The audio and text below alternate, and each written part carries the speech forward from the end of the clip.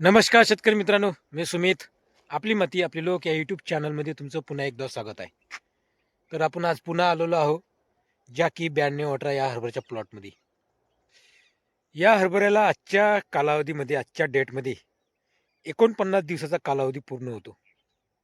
बघा, हरभरा तुम्हाला कसा वाटला नक्की कमेंट द्या. तुमच्या प्रतिक्रिया सांगा शेतकरी मित्रांनो.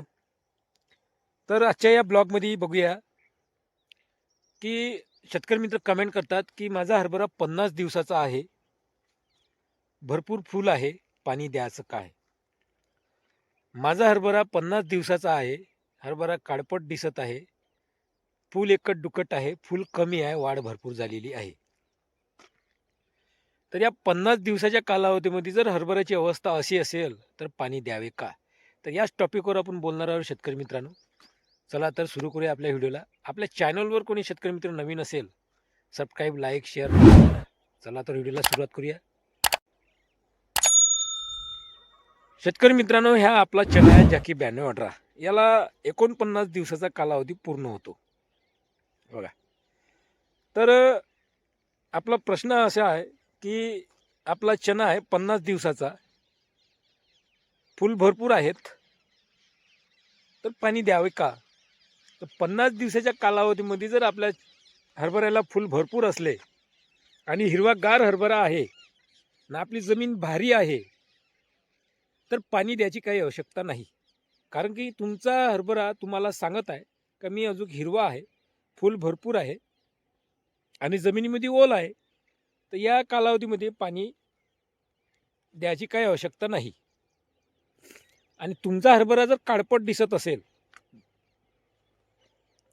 वाढ होऊन नाही राहिली, हरभरा स्टॉप झालेला आहे आणि फुलंही पण नाही आहे, तर 50 दिवसाचा कालावधी असल्यावर तुम्ही या अवस्थामध्ये हरभऱ्याला पाणी देऊ शकता शेतकरी मित्रांनो. कारण की का काळपट पडला तो?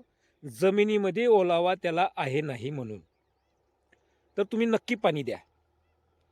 आता ज्या शेतकऱ्यांनी 35, 40, 45 दिवसाच्या कालावधीमध्ये शेतकऱ्यांनी पाणी दिलेले आहे, तर समोर पाणी द्यावे लागेल का? तर समोर पाणी नाही द्यावे लागेल. जर पाण्याची आवश्यकता पडली, 75% घाटे भरण झाल्यानंतर आपल्याला 2 ते 2.5 तासाची शिप द्यावी लागेल आवश्यकतेनुसार. आता समोर पाणी द्यायचे काही काम नाही.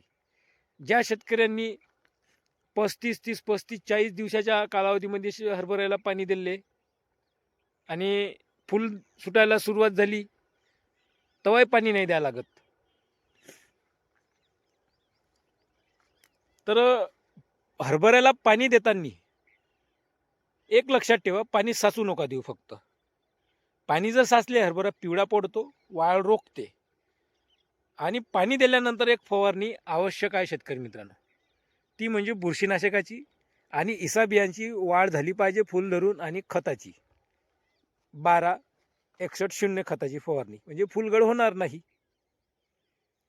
तर असं जर नियोजन केलं तुम्ही, नक्की आपल्या उत्पादनात भर होईल. आता हे आपलं नियोजन झालं. या नियोजनाला निसर्गाची ही थोडीशी वातावरण आपल्याला साथ पाहिजे.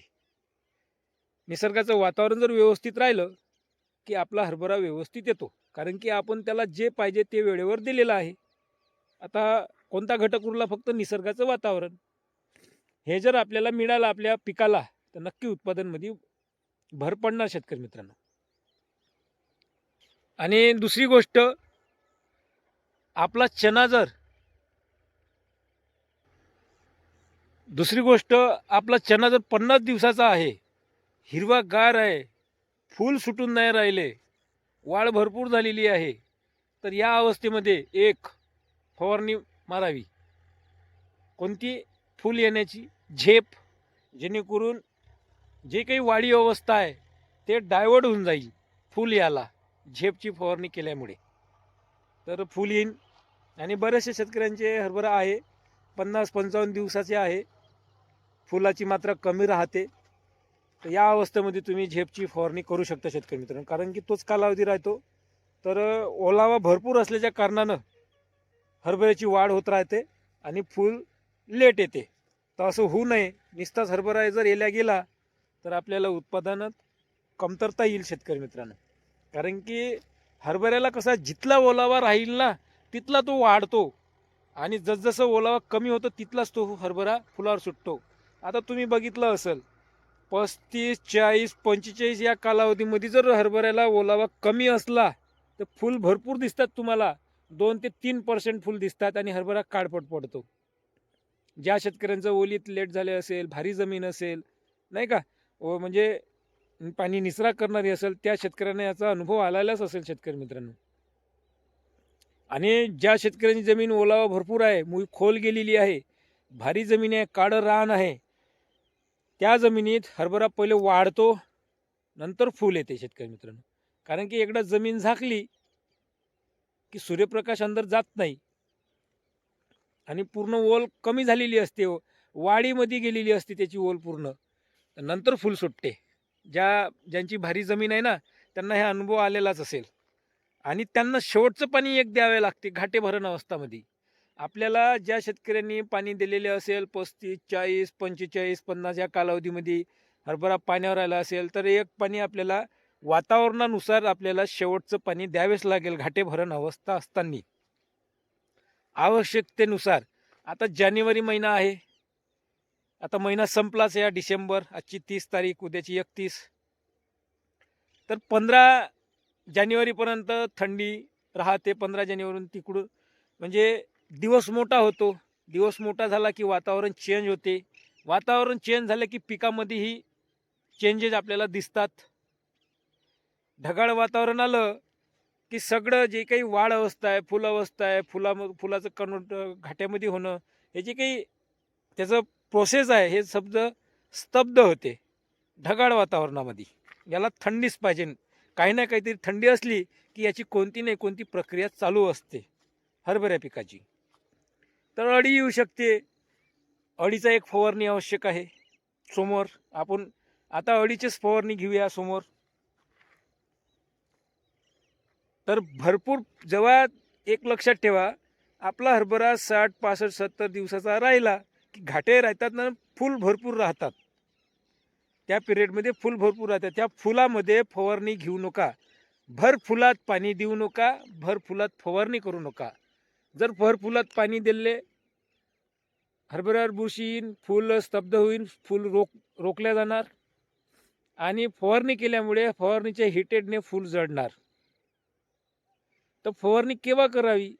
जर आपल्या शेतामध्ये आपल्या हरभऱ्यामध्ये 1 मीटरच्या आत जर 1-2 अळ्या दिसत असेल, 3-4 अळ्या, तर फवारणी करावी. त्याचं ही प्रमाण आहे फवारणी करण्याचं. आणि घाटे अळी समजा तुमचे 75% घाटे भरले आहे आणि 25% फुल आहे आणि घाटे अळी आली आहे, 1 मीटरमध्ये तुम्हाला अळ्या दिसून राहिल्या 2-3, तर फवारणी ताबडतोब करावी. तर असं नियोजन करा शेतकरी मित्रांनो. म्हणजे 50 दिवसाचा हरभरा आहे, काळपट दिसून राहिला, पाणी द्या. 50 दिवसाचा हरभरा आहे, हिरवा गार आहे, भरपूर फुल आहे, पाणी नका देऊ, फवारणी करा. म्हणजे फुल कमतरता असेल तर फुलामध्ये वाढूनच राहिला असेल तर एक झेपची फवारणी आपण घेऊ शकतो. तर ह्या माझा जॅकी ब्रँड वॉटरचा प्लॉट आहे शेतकरी मित्रांनो. कसा वाटला, कसा आला प्लॉट आपला बघा. तर आजची माहिती जर तुम्हाला आवडली असेल, तुम्हाला पटलं असेल, तर नक्की तुमच्या प्रतिक्रिया सांगा शेतकरी मित्रांनो. मी माझा अनुभव शेअर करतो दररोज व्हिडिओमध्ये आणि तुम्ही पण कमेंट करा. कारण की तुमची कमेंट, आपली कमेंट, या कमेंटमधूनच आपल्या अनुभवातूनच आपल्याला प्रचंड प्रमाणात पीक घ्यायचं आहे आणि शेतीमध्ये सुधारणा करायची आहे. म्हणजे कमीत कमी खर्चामध्ये आपल्याला जास्तीत जास्त उत्पादन घेता येईल.